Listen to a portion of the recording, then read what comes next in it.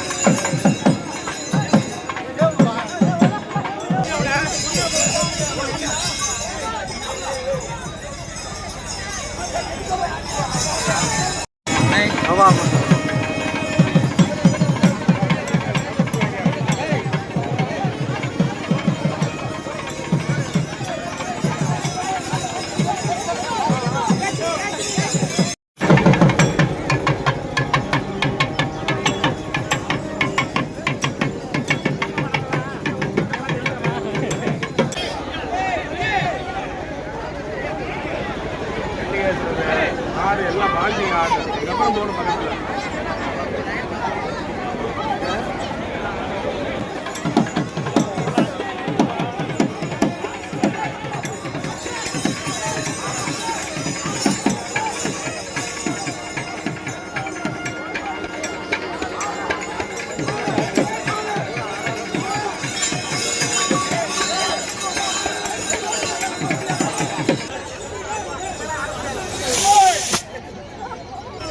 என்ன புஷ்னு வச்சு ஆட சூப்பரா இருக்கும்.